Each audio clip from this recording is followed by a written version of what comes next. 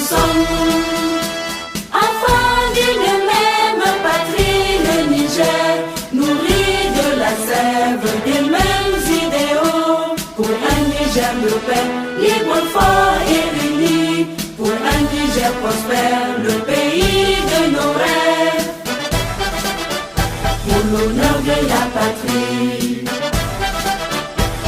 Incarnant la vaillance et la persévérance. Assalamu alaikum al'umma maza da mata, da fatan kuna lafiya. Na san kun kula da wannan foto wanda kuka ga na yi posting ɗin shi na wani publication da na yi kwanaki ina zazzagin wani bawan Allah. To ba komi ba ne ba wannan zagin nan wanda na gani kuna cewa ba girma na ba ne, bai kamata ba, bai kamata ba, bai kamata ba. Ba haka nan ba ne ba. Ita rayuwa ta yau ba komi ba ne ba. San ƙasa da kuma yanayin da muke ciki. Muna fama Allah ya kawo mana warware wasu abubuwa, ya kawo mana sauƙi cikin abubuwan nan. Shi wannan ɗan tsinannen ya tashi ya zo ya samu gaba da sunan in muka bar ECOWAS mun shiga uku, kuma duk wani tallafi za a janye da duk wasu abubuwa, wanda sai na ji babu batun shi guda ɗaya na faɗin alkhairi, kuma ba yana yi ba ne ba a'a dan saboda yana tausaya mana ba ne ba a'a, yana yi ne don ƙara zurfafa mu ciki, don ƙara ƙuntata mana. Wannan abin ya saka ko da sauraron shi ma ban yi ba. Naga kawai ya kamata in cire in mayar masa da martani. Dalilin da ya sa na zazzagi uwar shi. San ƙasar da nake yi, kishin ƙasar da nake yi. A duk in za ku tsaya ku kula da waƙoƙina, za ku gani yanzu babu wasu waƙoƙi. Dama ni ba mawaƙi ba ne na gidan biki. Waƙoƙin ma na ƙasa, na sojawa da wani wane ne su in ma duk na tsida.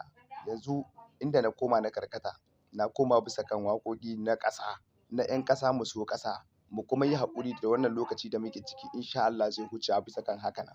To ya ne za a yi ina kallo wani ɗan tsinanna ɗan takurarra, ina kallon shi ya zo ya ci mutunci. To mutuncin da yake ci akwai uwata a ciki, akwai ubana a ciki, ni gani ina ciki, kowa nawa yana ciki, shugabanninmu suna ciki.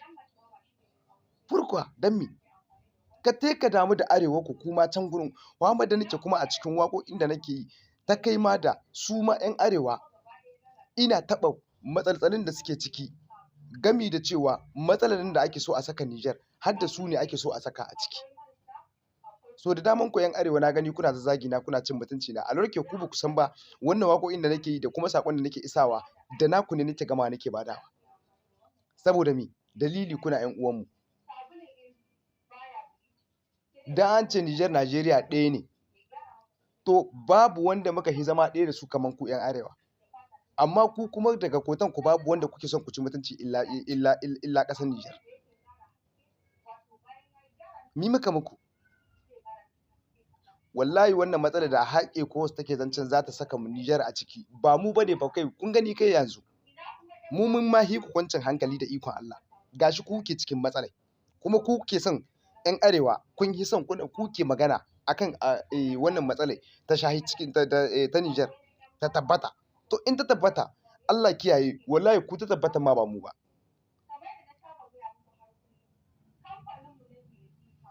Maimakon a'a Niger 'yan uwanmu ne musulmai, ga su nan gurin sun shiga cikin wani hali, bari mu taya su da addu'a.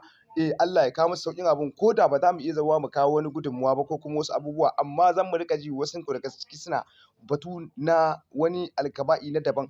To wallahi duk wanda ka gani, ka ga mu neman suna Niger neman zaman lafiya muke. Allah ya kawo mana kwanciyar hankali mai ɗorewa, kuma kullum in za mu yi addu'a sai mun saka ku cikin addu'o'in nan.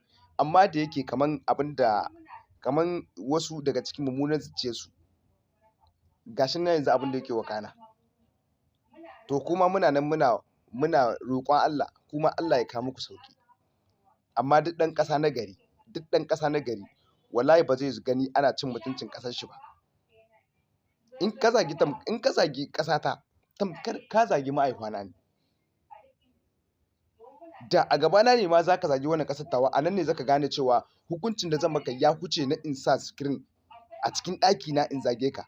Haka gani tsoronka nake yi.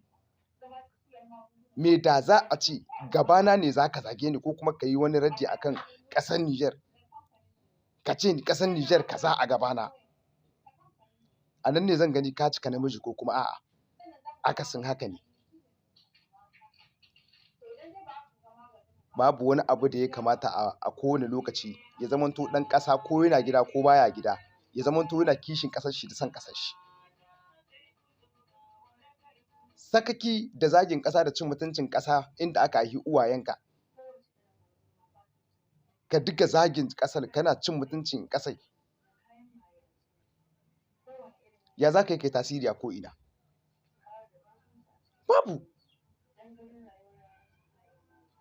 Duk me yake maida mana ƙasashenmu baya a duniya? Babu ƙasar da take ci gaba, babu ƙasar da take komawa baya illa ƙasar Bahaushe. Shi Bahaushe kawai gani yake ya fi kowa zama ɗan iska, ya kama sunan shugaban ƙasar shi ya zaga, ya kama sunan wancan sarkin ya zaga, ya kama sunan uban wancan ya zaga, ya zo ya ma uban kowa kan mai uwa da wabi ya zagi uban kowa. Wai shi ya waye ne ko kuma ya tsammanin wai shi ɗan iska ne. To ko a ƙasar gwari wa ka taɓa gani ya yi haka nan? Amma mu Hausawa, ƙabilar Hausawa, mu ne muke da wannan aƙidai. Ta mu zagi shugabanninmu, mu ci mutuncin saraki, mu ci mutuncin duk wani mai faɗa a ji. Sannan kuma mu ce zaman lahiya muke nema. In an kama mu sannan mutane su wuto suna bai kamata ba, yayi kaza yayi kaza yayi kaza yayi kaza yayi kaza. A lorke mu ne muke jama kanmu.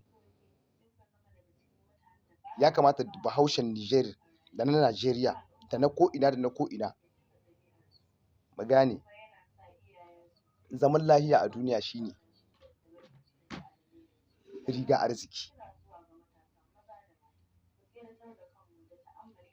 Masha Allah. Ina ma kowa fatan alkhairi. Kuma duk wanda ya zage ni da rashin fahimta da zai samu daga gare ni na yafe ma kowa.